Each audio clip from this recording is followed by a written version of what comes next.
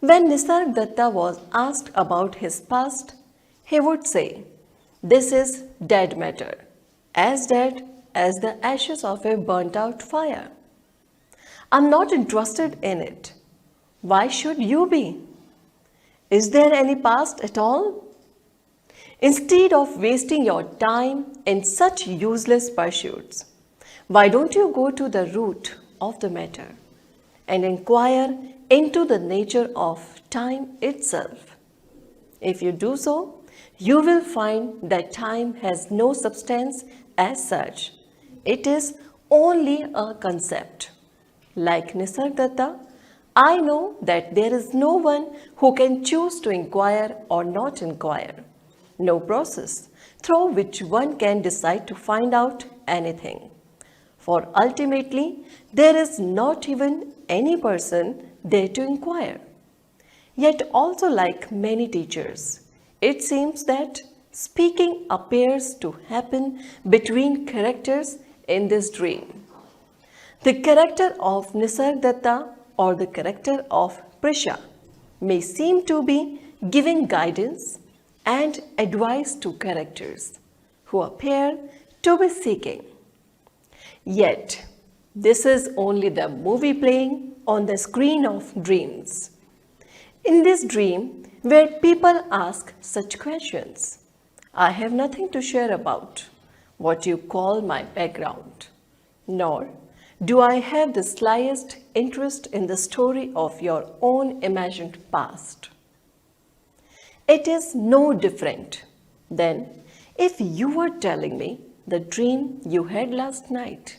Of course, some of you place great importance on your nighttime dreams, for you still seek meaning when none exists.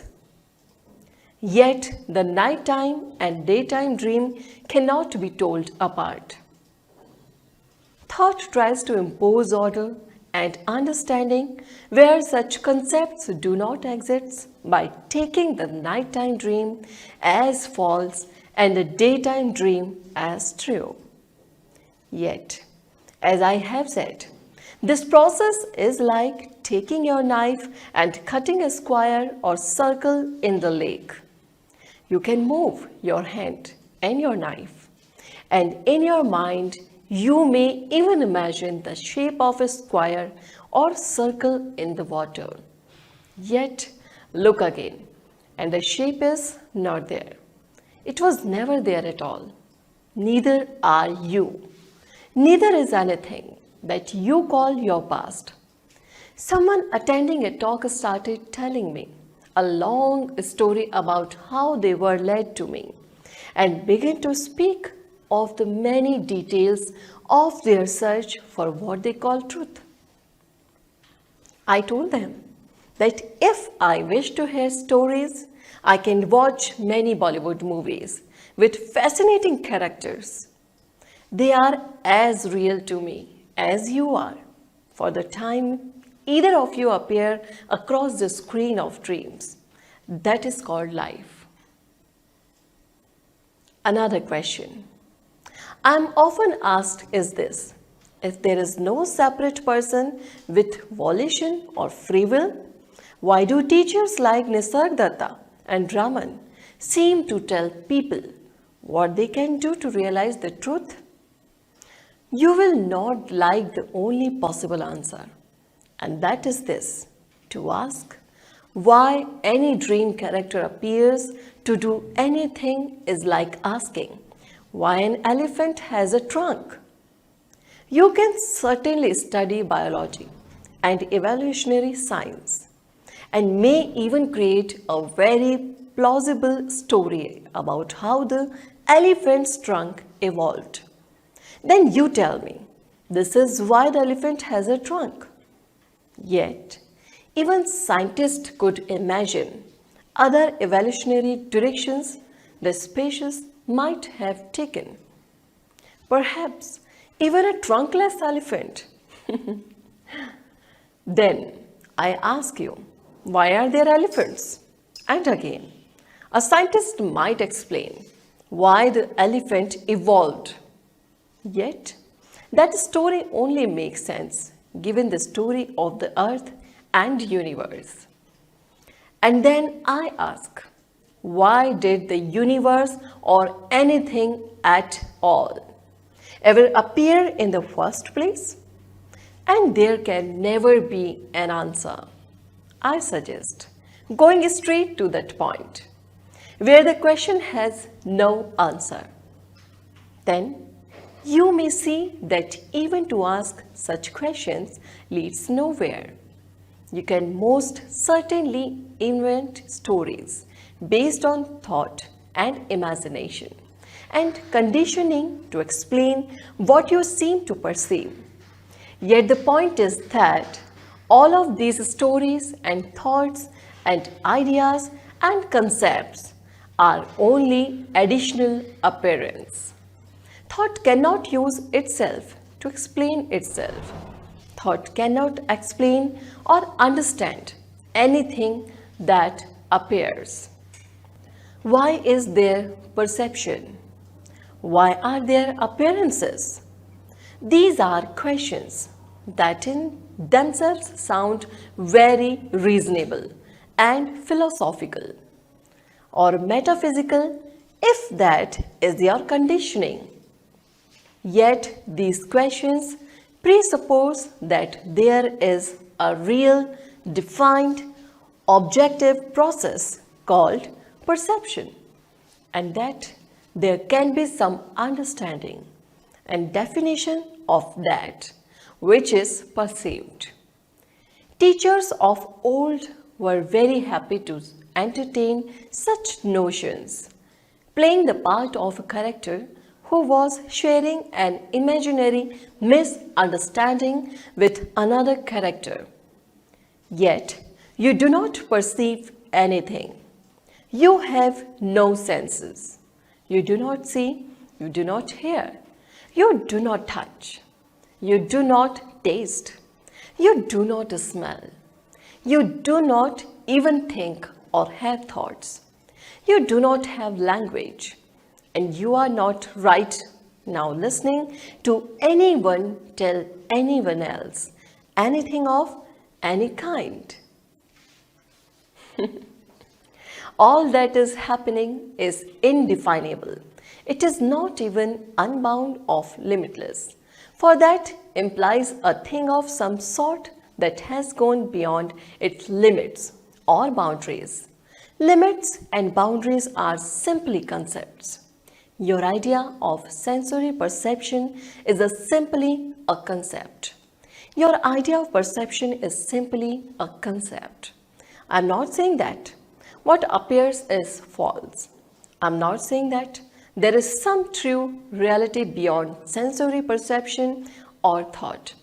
I am simply pointing out that all of these ideas are concepts that are like trying to tie a rope around a piece of the sky to capture it and take it home.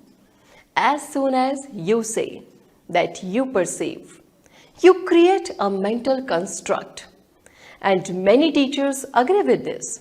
Yet, as soon as those teachers say there is only perception with no perceiver, or only I am, or that there is only awareness or consciousness, they create yet another mental construct.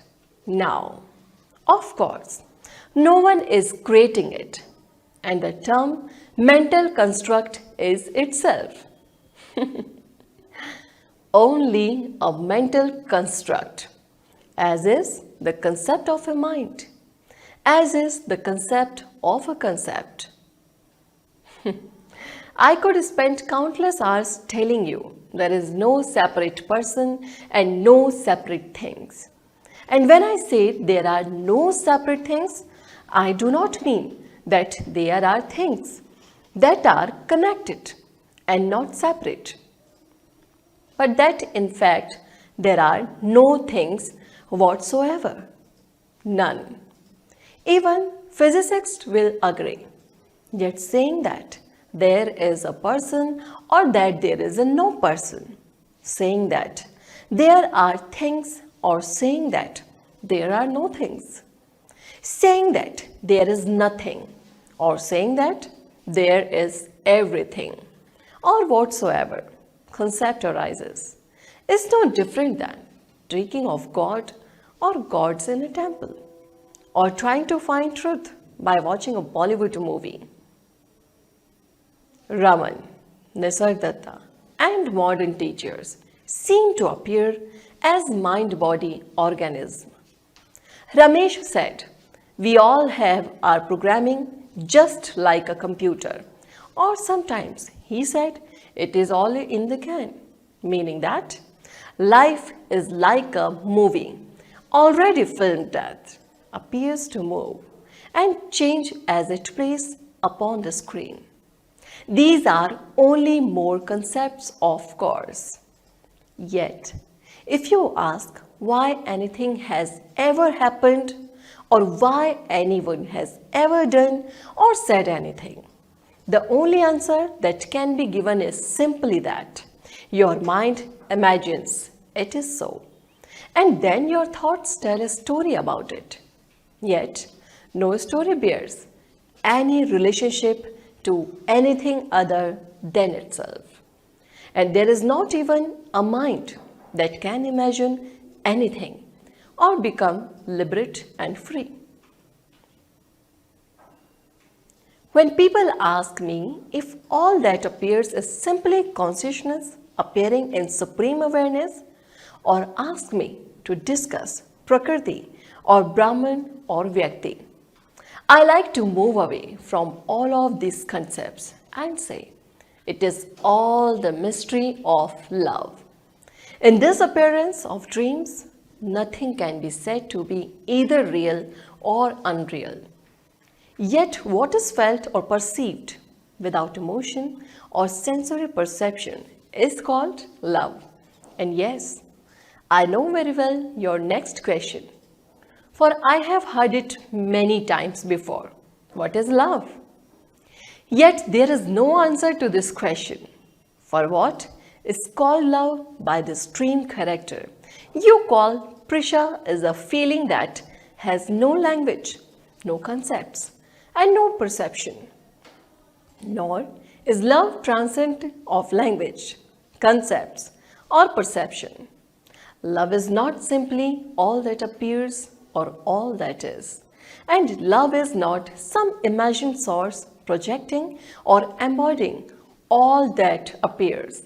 Love is not everything, and love is not nothing at all. Love is love. Yet, it is not even that.